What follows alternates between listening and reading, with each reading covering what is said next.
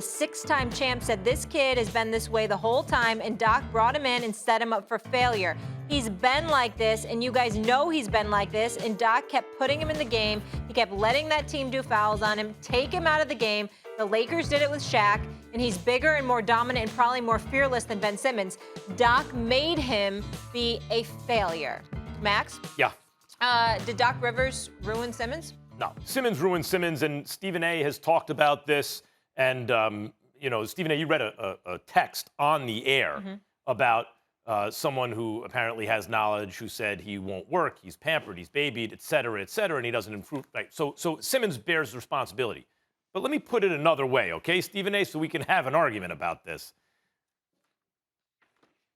If it were Ty Lue, maybe Simmons does get taken out at that moment. And that's the reason I brought up Ty Lue earlier and said if Ty Lue was coaching the 76ers.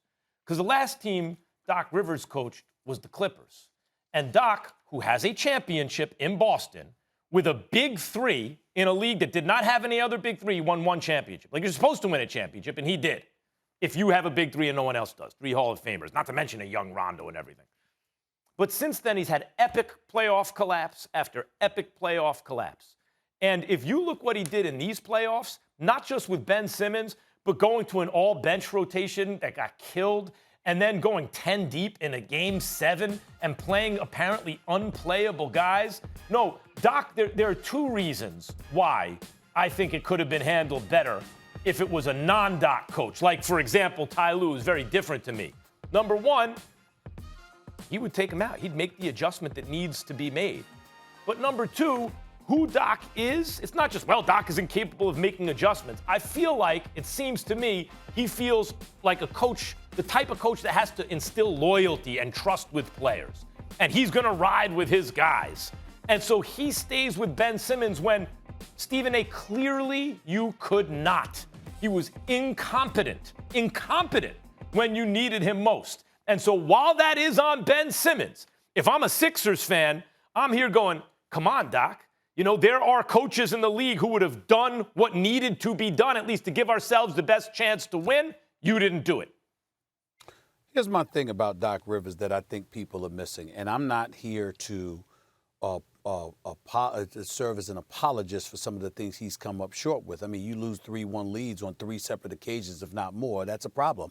You know what? You've got more blown leads than anybody over the last decade in the postseason. That's a problem. I understand that. Let's go back in history.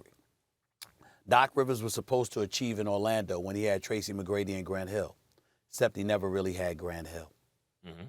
He goes to Boston. He's on the verge of getting fired because Danny Ainge couldn't get him any players. Then Danny Ainge pulls off a draft day deal, ends up getting Kevin Garnett from Minnesota, ends up getting Ray Allen to join Paul Pierce and Rondo in Boston. They win a championship. They go to the finals 2 times in 3 years. Okay, and if Kendrick Perkins hadn't been hurt in the Game 6, or who knows what would have happened in that Game 7 because he was a big man and then a force in the paint. And against Andrew Bynum and Pau Gasol and those guys, you kind of needed that. So they lost the finals there. He goes to the Los Angeles Clippers. Is it a crime that Doc Rivers relied on CP3 and Blake Griffin? Those were the cornerstones of the franchise. When they lost last year, is it a crime that he relied on Paul George and Kawhi Leonard?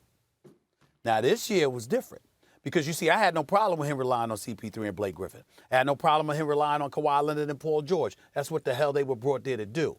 Ben Simmons is a different matter. And Ben Simmons is the indictment that you could throw against Doc Rivers because Ben Simmons, his reputation preceded him. Not just his inability to shoot, but some of his work habits or lack thereof.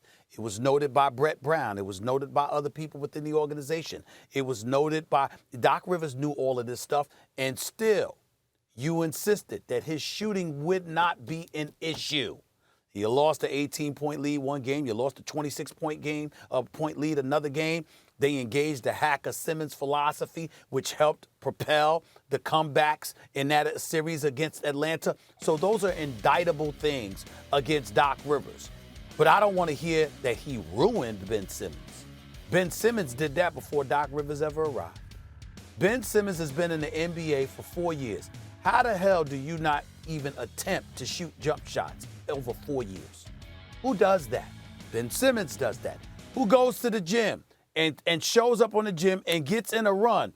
And that's his definition of working out. Ben Simmons, who's agreed to meet with dudes to work you out and then don't show up to the gym and leave them hanging and stand them up. That's Ben Simmons, who didn't listen to his teammates, who didn't listen to his coaches, who didn't listen to his own advisors, who didn't listen to his agent. Because let me tell you something about Rich Paul. I'm going to put everybody on blast about Rich Paul right now. You got people that are very, very competitive in the world of agents and super agents and all of that other stuff. You got GMs and executives that want to talk behind people's back and say things about people off the record. Listen, I've seen it all over a quarter century covering this league. Here's what I will give all of these agents credit for, but definitely Rich Paul is included in that. They kind of know their damn basketball.